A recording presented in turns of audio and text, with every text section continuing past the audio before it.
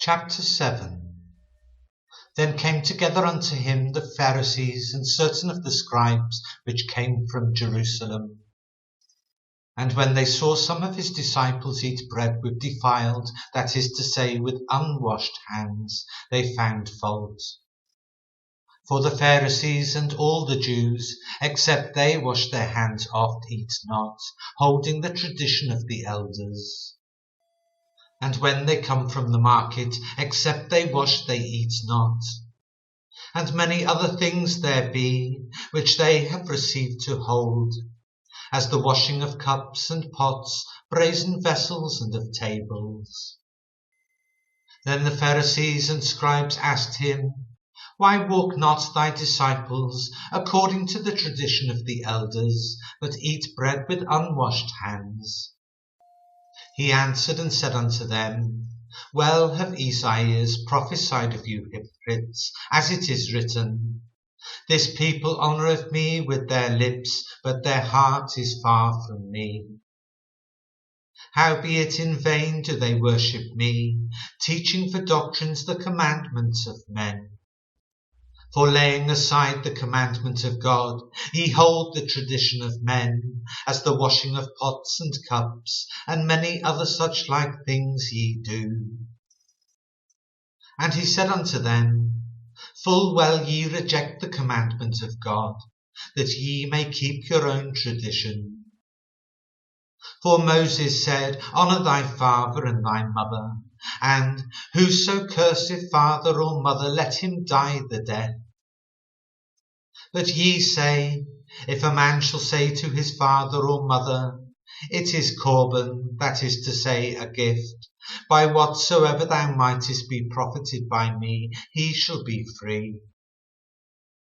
And ye suffer him no more to do aught for his father or his mother, making the word of God of none effect through your tradition, which ye have delivered, and many such like things do ye. And when he had called all the people unto him, he said unto them, Hearken unto me, every one of you, and understand. There is nothing from without a man that entering into him can defile him. But the things which come out of him, those are they that defile the man. If any man have ears to hear, let him hear. And when he was entered into the house from the people, his disciples asked him concerning the parable. And he saith unto them, Are ye so without understanding also? Do ye not perceive that whatsoever thing from without entereth into the man, it cannot defile him? Because it entereth not into his heart, but into the belly, and goeth out into the draught, purging all meats. And he said, That which cometh out of the man, that defileth the man.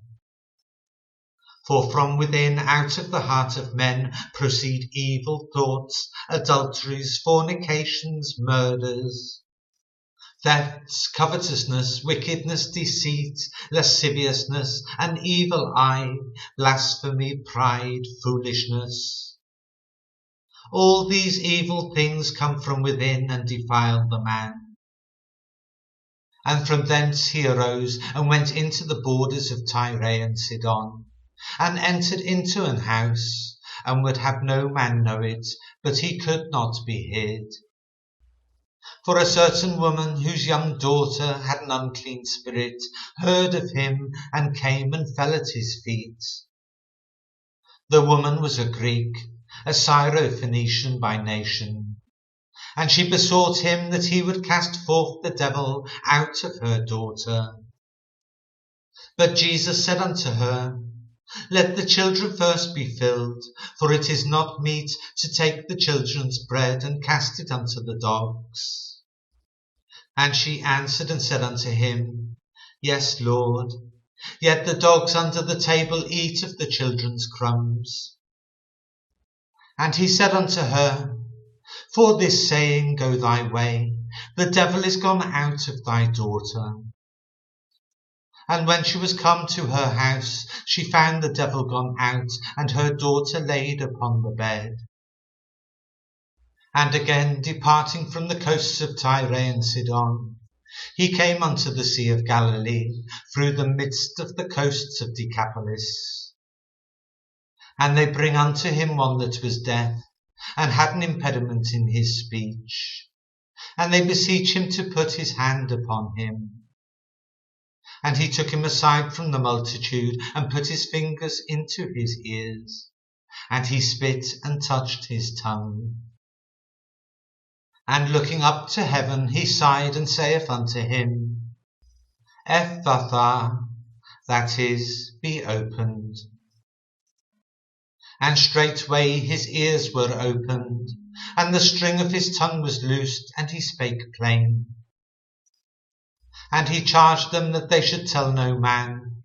But the more he charged them, so much the more a great deal they published it, and were beyond measure astonished, saying, He have done all things well. He maketh both the deaf to hear, and the dumb to speak.